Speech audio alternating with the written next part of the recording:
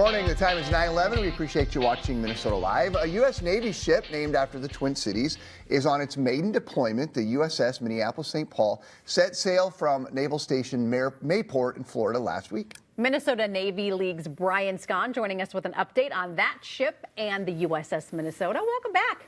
Hey, thanks for having me back again. This is, I think, my second time here. It is, yeah. It's fun to talk about the U.S. Navy. And, you know, I represent the Navy League, which is a nonprofit, all-volunteer nonprofit. So here are the Twin Cities. So tell us a little bit about this new Minneapolis-St. Paul ship. It's not new, because I remember when it was christened a couple of years ago. Right. The USS Minneapolis-St. Paul, but this is its first deployment, its first mission. So what occurred was we commissioned it in Duluth in May 21st or 22nd of 2022. It then transited to Naval Station Norfolk. Then it moved on to Naval Station Mayport. And then it went through a year-long maintenance availability. It did workups, and this is the first deployment.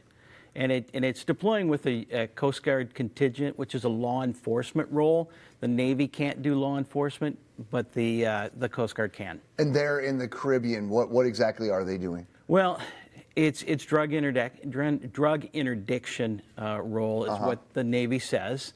It's probably some national security stuff that we're not aware of, but it's there also. What's interesting with two other destroyers, both have Coast Guard contingents on, so they're really trying to stop the drugs, stop the illegal activities down there. Will this be the primary function of this ship, or at one point will it be used for, I guess, what I would think were more traditional Navy things? That's a good question, and I think the answer is yes. It will be. Yeah. Next deployment could be to the Mediterranean, which it would not include a Coast Guard contingent.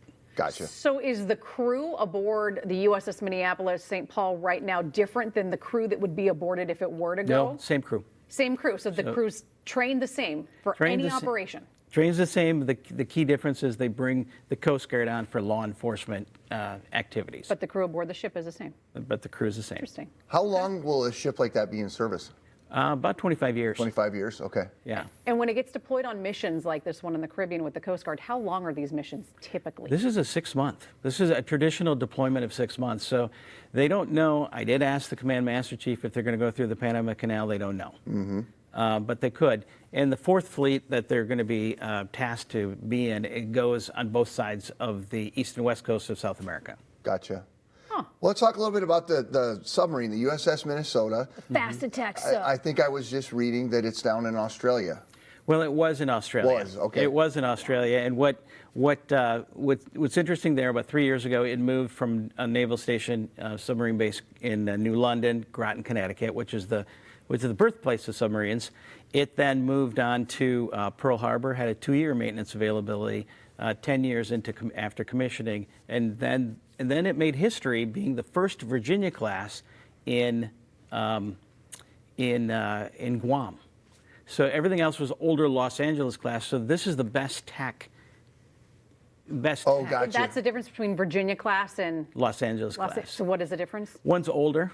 Okay. Los Angeles class started in the late 80s, and then they built 60 of them, and there's still a number of them still in commission. The Virginia class is the newest tech, the best tech, and we're the first one in Guam, which is significant that they see that the Pacific needs our best technology. And not just the newest technology with the Virginia class, but this submarine underwent a pretty big renovation when it was at Pearl Harbor. It was out of the water, and they kind of redid everything on board that ship. Did you go out there? Yeah, Bill and I, our photographer, Bill Middeke and I were out there, and we met up with some of the crew, some of the Minnesotans who were on board. We didn't get on board the ship because it was in dry dock. That's right. Or maybe they had just put it in the water. I can't remember, but we weren't able to get on the actual submarine. Right, because it was in the naval shipyard. Yeah. And so yes. So and then they did go down to Australia. There's a partnership going on. The Australian Navy would like to get 3 to 5 nuclear-powered submarines. The first time in their history of getting them, they want to get Virginia-class type submarines. Minnesota is a demonstration of that. Oh, that makes sense. You got a big date coming up here in 2025 for the Navy and the Marines. The Navy and the Marine Corps' 250th anniversary of their establishment in 1775. So we're excited about that. We're celebrating that. And in fact, we're celebrating it at an event at the Eden Prairie Flying Cloud Airport on July 12th, the airfair. You and I met there some years ago. Yeah, my kids were like, yay high. Yay high. And we actually have, I can confirm that we are bringing in a Navy P-8 surveillance aircraft. Ooh, cool. Which is a Boeing 737 version. That's the thing with the, do they have the radar on the top, or am I thinking of a different? It's a different one. Okay. The Navy's version is different, Okay. but it's they have a number of them doing surveillance all over the world, and we have one of them for July 12th here at Eden Prairie. Will at people Flying Cloud. get a chance to get on board it? How does that work? Unknown. No. The Navy Okay. the Navy gets to make that choice. I think so. They'll probably have the monitors turned off. It's probable they'll be able to bring them on up one side and out the back if we have some air stairs. If the monitors turn them now, the military has allowed refueling aircraft at the Duluth Air Show, people to tour it. So I think probably, but again, that's the Navy's call. Makes sense. Tell us about the air show for folks that have never been out there. Some of the things that they can do, some of the hands-on. I mean, the kids love getting on board a lot of these. Right, and this is going to be, we call it an air fair, and it's really the sponsoring organization is Wings of the North Museum, and what we're doing is the less flying, more static airplanes. We in the Navy League have confirmed a P-8. We are actually trying to get F-35s and the F-18 Super Hornet. So we're still trying to bring, and those are static displays, and people can walk around them. Yeah. The Wings of the North people are trying to bring in some warbirds, and then there's also expos in a large tent, and some vendors selling, and we'll have some food trucks, and this year it's only going to be one day, July 12th. Okay. Most of the time it's been 2 days. Yeah. This time it's going to be one day. Mark your All calendars. right, good to know on that. So you got a whole rich history of is everybody in your family in the military, or? Well, You have a ton of people. well, I do have a daughter who's Yeah. based on a destroyer named USS Pinckney, and she is a quartermaster. That's her on the right side of that picture as you face it. What she did recently, and there she is, she did get a little emotional. She did something awesome. Her and her nav team did they call it a GPS denied, a celestial navigation from San Diego to Pearl, and they were off by less than 6 nautical miles. And so what they did was they used sextants to get from San Diego to Pearl Harbor without technology. So they were shooting stars. Like the old days, Like right? the old days. Yeah. And that's really Like, incredible. across the ocean where there are no islands for you to like look for lights to No. kind of give you an indication of where you are. No, and she's the senior enlisted because there's no chief on it. So she led her team of navigations to do it. And now next week she's going to the advanced navigation course.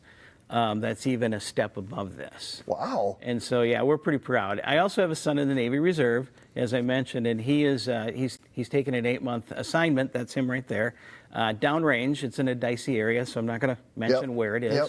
And then my daughter's fiance is on USS Rushmore out of Japan right now, and he's coming back in the next 3 to 5 months to San Diego, where she's based. So.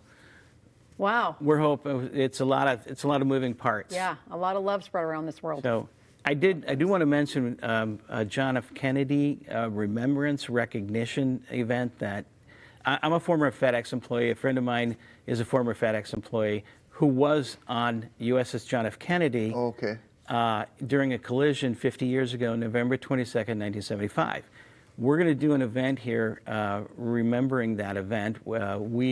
What's really cool about that event is we've developed a relationship with the new John F. Kennedy aircraft carrier, the newest aircraft carrier. The CO was my son's CO when my son was active duty on USS John F. Small world, right? John C. Stennis. Yeah. And so I know him. He's also an Iowa guy. Oh, nice. So he's our invited keynote for that. We're trying to create 2 crews, 1 ship environment. History to new to looking forward, and we're going to do that on November 22nd. So we're excited about all this Navy stuff going on. Yeah, lots of things But going. remembering a tough environment from 1975 when my friend was actually on the ship Sure. Wow. and as a crew member when the collision occurred. And Bill, I know you're watching, so I had to mention his name. Absolutely. He needs a shout out. Brian, right. thanks for stopping by. Good to see you. Thank you. Thanks again. For more information about the USS Minnesota and the USS Minneapolis St. Paul, head to minnesotalive.com.